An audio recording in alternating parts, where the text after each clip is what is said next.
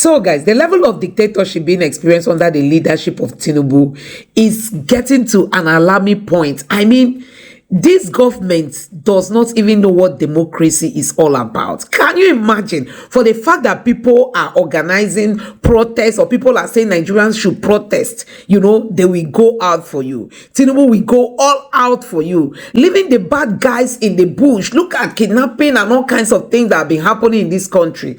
This government does not even care. But if ordinary citizens should come out to voice out their suffering in this country, guess what?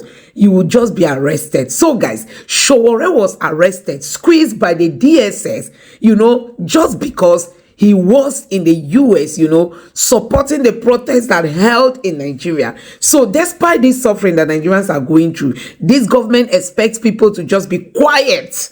Can you imagine? This is pure dictatorship. See, this is just first term. If Tinubu smells second term, I tell you, Nigeria is going to be hell for people, because that is when he's really going to show people his true color. Take a look at this video. It's been a very eventful day already. A lot from the airport, and of course where we are currently, you know, with Omoyele Sowore. Let me just, of course, get into the interview straight. Omoyele Sowore, great to be back home, I believe. Yes. Well, I'm back home, but it was because when I left in March and also in May, I did make a promise that I'll be back, that I'm not going anywhere from Nigeria. So it doesn't matter what anybody tries to do, and that is why when I was informed and I got a copy of their memo to the airport that I was declared wanted, it just made me feel very proud that I was once again upgraded by Nigerian government. I've been on the watch list of Nigerian government since I was in the university in 1992. But I found out officially that I've been upgraded to the highest possible level. So, what do you mean by upgraded? Well, so they have different grades. There are people who they watch, just generally, if you are leaving the country, they just try to figure out where you're going. But the level that I'm on is the level in which whenever I arrive, I'm supposed to be accompanied, arrested, and detained, and taken to the office of the DG of DSS. That's the level that I am. I think it's the highest level. It's like the GCON of, GCFR of the National Award for Troublemakers. So what happened this morning? Because we saw all of the drama that unfolded at the airport. We saw security forces trying to sort of whisk you away, and at some point it looked like they let you go. Yes, when I arrived, they seized my passport. The immigration guy seized my passport when I presented my passport for processing. And then after standing around for a while, I asked them, what's the problem? They said there is some notation on my passport that that needs clarification from Abuja. And I said, who is that? Who put the... Of course I knew. And they said they're going to start making all kinds of calls. And then they asked me to sit down at the place. I sat down beside them. After a while, I went back to them and asked, what's going on? And it's been like 30 minutes at this point. And they said they're still waiting for Abuja to clarify. Then they took me to their office where I was briefly detained. And then I tweeted before going into that office, and some 10 minutes later they came and said, oh, it's been resolved. You can go. So I went to try and get my bag. Of course, one of my bag was missing. I hope it's not the DSS that stole it. But you said one of your bag was missing. Yes. Is it still missing, or have you? Missing, but I've incidented with the airline to look for it, because the tracking on my phone from the airline shows that the bag arrived. So, but like I said, I don't want to. I hope they didn't try to do something stupid with my bag, because they might go and plant some things inside of my bag and claim I brought drugs into the country. I don't do drugs. All right. Now, let's talk about the reason why you are on the watch list. A lot of people have asked, what does this reflect of democracy? Well, it's a reminder to those of us who fought for democracy that what we fought for has not come to happen in reality.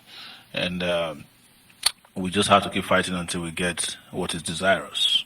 And I don't know, even if the democracy as we know it now, globally, is even desirous anymore, because it's been hijacked everywhere, including from the source. They no longer even do credible elections in the US anymore. It's just crazy. but what is known to us as our own way of interacting and accepting governance is democracy in this country. And that's the basis of our engagement and interaction with governance. So that's what we continue to fight for. But I'm not surprised, even though I feel sad that in 2024, people are still being hounded. Protesters have been arraigned and prosecuted for treason, in which they ridiculously wrote in the charge sheet that they were trying to overthrow the government with placards. And these guys are still in detention. Even when they're granted bail, the judges granted bail, given conditions that they know the protesters cannot meet. And over 2,000 protesters where some protesters were detained for 60 days without trial by judges, federal judges. So these are part of the reason we must take our country back. And it's the reason I can never, and I'm saying it, I'm not bragging, I'm not running away from anybody. It is either we get it right, or we all perish.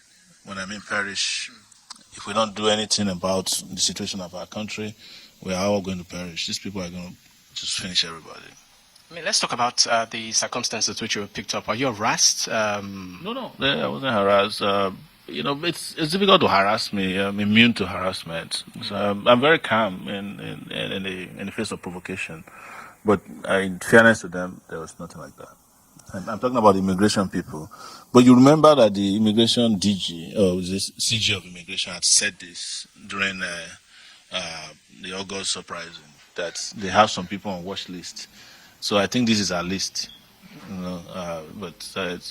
She was disgraced today. All right. Now, this freedom that you have now, I mean, is it temporary? I don't care. Whatever happens, it's my attitude to life is Sarah, whatever will be. But the most important thing is that we get the appropriate freedom, qualitative freedom for our people. When I was about to start my journey, I sent some messages saying that was after it was revealed to me that my name was on the watch list.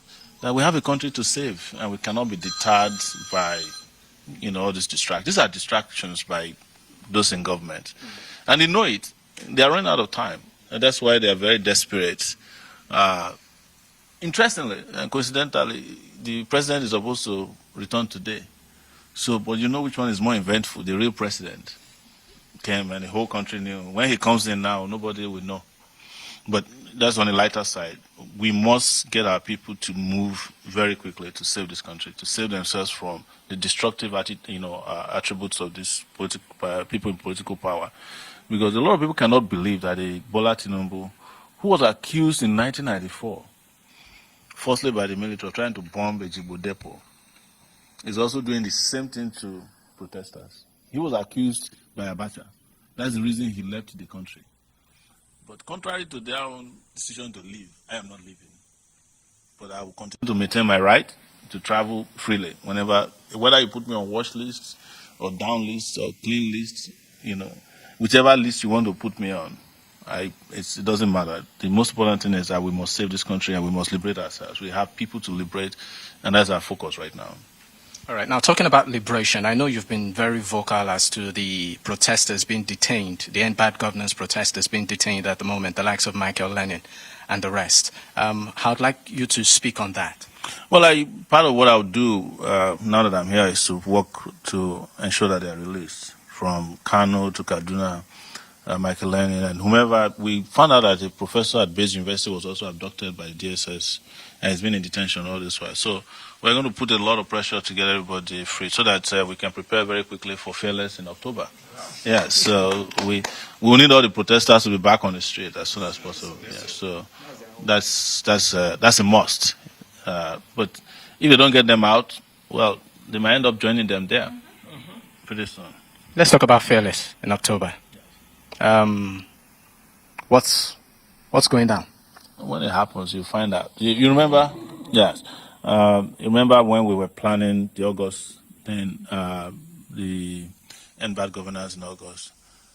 Most of you, even in the media, did not know it would happen. It happened, and it happened in a way that surprised everybody. So let's just wait and see what happens in October. And I want to use this opportunity to say it very clearly. If you are feeling the burden and the yoke of bad governance, you don't have to wait till October 1. if you are organized enough, strong enough, it's not anybody's father's property. It's not a copyright to Sowore or Take It Back movement.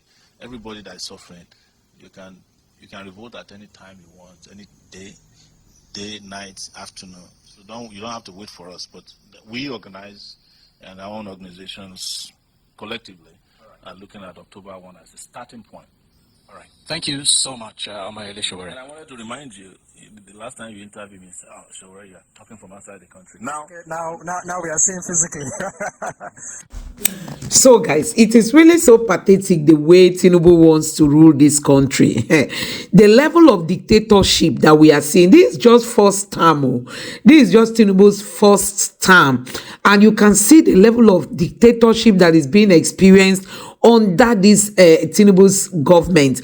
We all know that Tinubu was the head of protesters, during the time of Jonathan. Tinubu was the one that spearheaded most of the protests that happened in Nigeria. They wanted Jonathan out of office at all costs. Now he brought Buhari.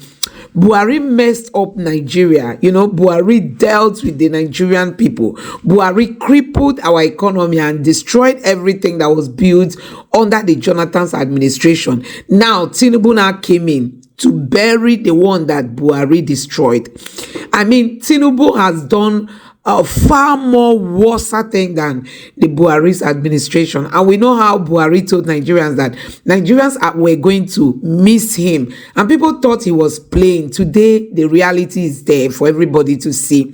But what is even more worrisome is not even the hunger or the scarcity of, basic needs of people. People can't eat. People can't pay school fees. People can't have good water. People can't find good roads. People can't house themselves. People can't. Oh my God.